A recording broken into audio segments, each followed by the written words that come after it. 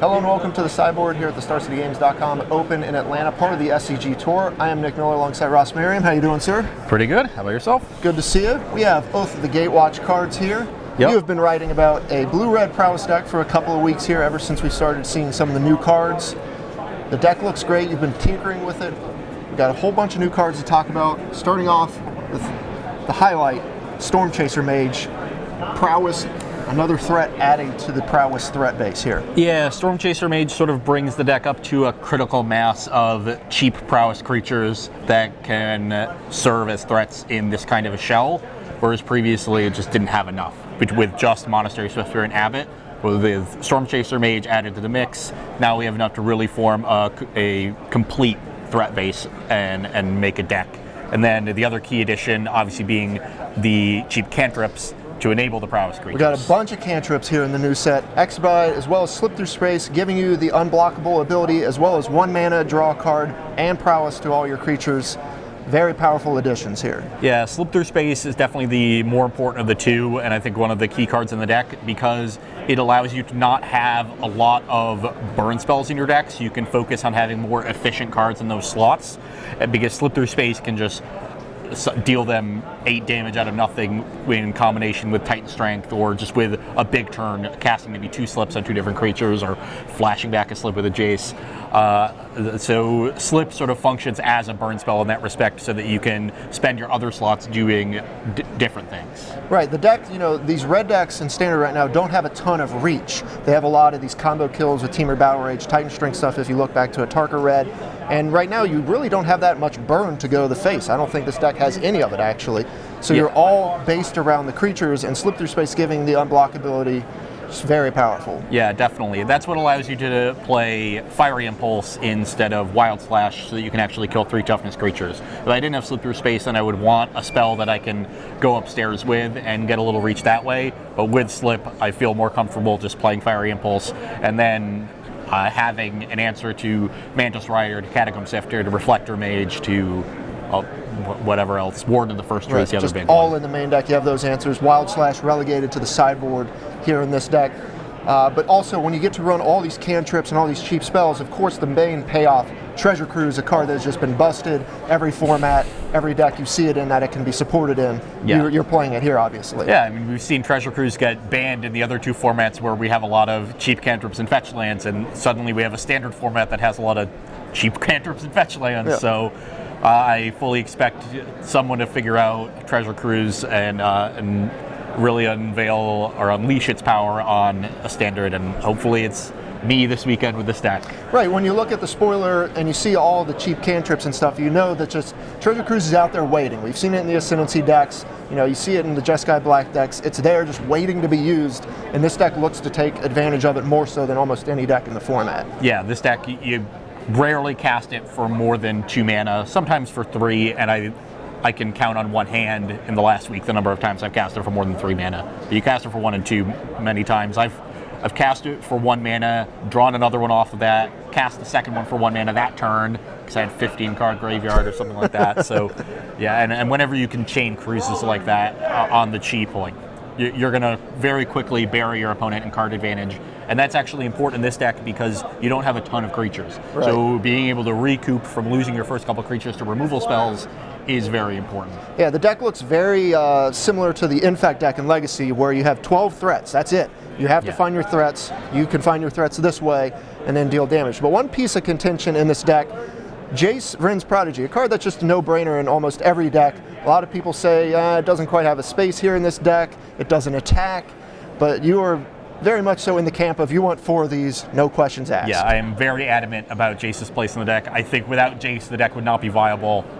And I think the cries for cutting Jace and playing a more aggressive creature like Zergo is pretty common, maybe McKindy Slide Runner, just having another quick aggressive creature in that slot.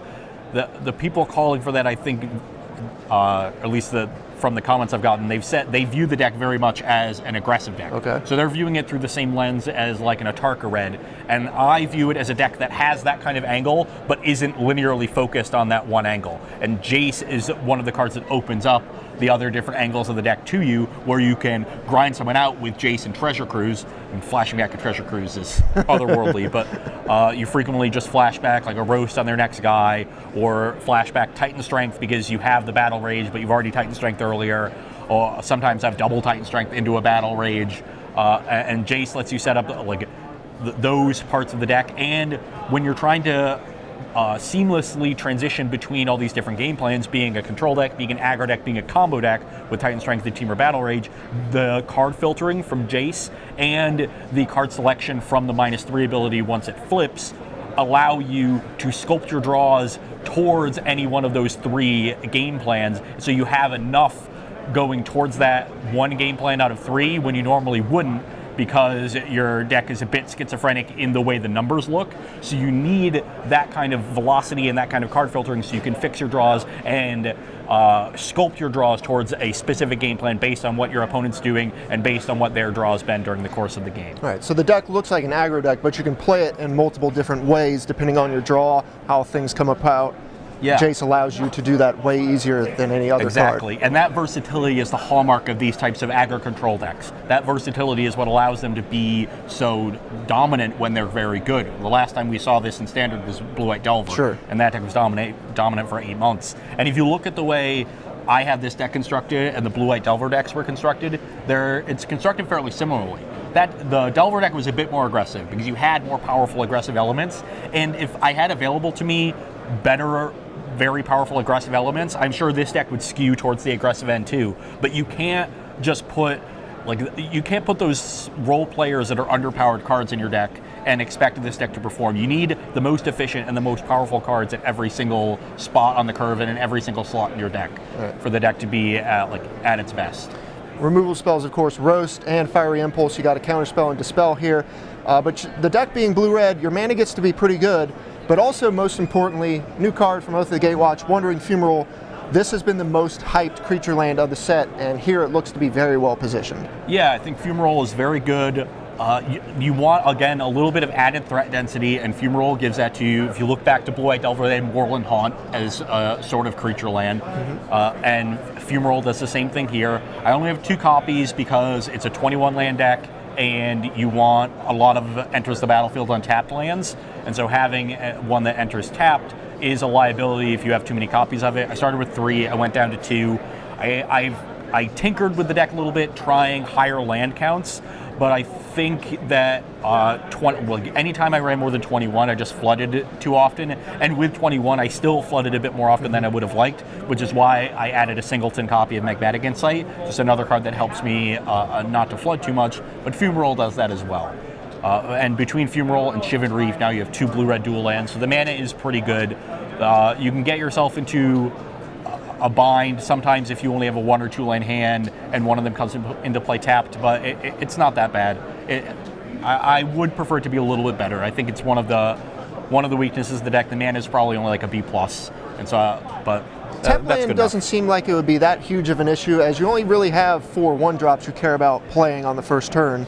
Most of your stuff usually comes online in the second turn. Yeah, tap land is fine on turn 1. That's definitely the ideal time to play it, but it can get awkward if you draw it on turns 3 and 4, because you're constantly sifting through your deck, casting 1 mana spells, and you want to be using all your mana every turn. Mana efficiency on the first 4 or 5 turns in the game is very important for the deck, and anytime you have a come into play or enters the battlefield tap land, on one of those early turns, it can stunt your development. And if you draw multiples early, and Fumaroles make your battle lands come into play tap more often, so there's 2 battle lands in the deck, 2 Fumaroles. If you draw 2 out of those 4 in the early turns and like 1 basic, having 2 lands that enter the battlefield tapped can be an issue. Yeah, that could be a killer in terms of tempo. Let's move on to the sideboard here. You got a lot of familiar cards, more Dispels, Disdainful Strokes. We've seen these out of all the blue decks. All the ramp decks are getting real hype, so I think Disdainful Strokes is going to be an important card for this weekend. So I have 3, which is more than you've seen in the last couple months out of any sort of blue decks. Right, and it's interesting to see two Teamer Battle Rage in the sideboard. A lot of the Atarka red decks trim some of their combo elements, but you're looking to go up on it, and you said ramp is one of the strategies where you just need to be fast. Yeah, ramp is the primary one. Like their end game is the most powerful. They're casting Ulamog's or Kozilek's or flashing back Kozilek's Return with World Breaker, exiling your stuff, and have these big threats that can sometimes be resilient to counter magic. So being able to counter maybe an Ugin, maybe counter a World Break and only lose one of your creatures, or like counter an Engineered Explosives and slow them for a couple turns, and then finish them quickly with Titan Strength plus Battle Rage is an important element in that matchup. And so that's a matchup where you want the games to play out more like a combo deck than in other matchups, so we're going to skew our deck in order to have more of the combo pieces, right. And that's where the extra Battle Rages come in. Roast, Wild Slash, more removal, and kind of pieces that kind of help you deal with certain decks. Slash more for Atarka Red and other aggro decks. Roast more for the bigger aggro decks like Abzan, but pretty common there. Got to deal with Siege Rhino somehow. Yeah. Arc Lightning and a Boiling Earth kind of deal with tokens, things of that nature. I would have preferred to have two Boiling Earths, but there was literally only a single copy at all of the vendors, so we had to go with an Arc Lightning. I honestly it's possible that Arc Lightning is actually better. Sure. And I haven't tested a ton afterboard against red decks, but in theory crafting, I just want the cheapest spell for the effect. And with all the Wild Slashes and Fiery Impulses in the deck, I'm not that concerned about killing the individual creatures out of the Atarka red deck, but I am concerned about dealing with the Dragon Fodders and Hordeling Outbursts. And so Boiling Earth is the card that does that most efficiently, but Arc Lightning still trades 1-for-1 with a Hordeling Outburst. It trades 1-for-1 with a Dragon Fodder while also dealing them extra point, or maybe killing another Goblin token, something like that. So not too big of a difference between those cards, but if I had my way, there would be a second Boiling Earth there. Yeah, all dealing with things, but also, importantly, when your creatures are all prowess, not only are you dealing with the creatures, but it's also sort of a burn spell in conjunction with that. Two bigger threats here, Sarkhan and Apira and Kira Nalar, just kind of some more resiliency. Yeah, sometimes if your opponent has a lot of removal spells, you want to bring in some bigger threats. PN Kirin is actually quite good against the rally decks, just getting some extra flyers and some extra removal in there spliced in. You can sack a token, kill a Jace, maybe put some pressure on an Antuco Husk if they try to extend that too early, kill a Grim Harrowspex. So there's a lot of stuff that the PN Kirin can do, and it just gives you a nice board presence against them. I think it'll be very good against any of the control decks as long as they don't bring in Radiant Flames against me, or Kozilek's Return if they have that instead. So if they don't have sweepers, then the PN Kirin's going to be great. But if they do, then I can go over the top of that with Sarkhan.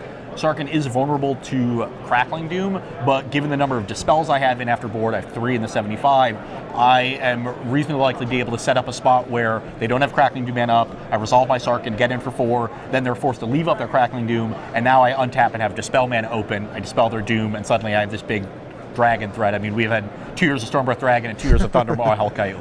We all know what 5-mana haste dragons do. Yeah. They kill people. Well, the deck looks very good. You've been hard at work on this deck, writing multiple articles, tinkering with it in your free time. We're at the first event. You got to buy. Yep. You get to put your money where your mouth is the rest of the tournament. So we'll see I wish you the goes. best of luck. Thanks for joining me here in the sideboard. Thanks for Stay having tuned me. to StarCityGames.com all weekend long for the action here in Atlanta.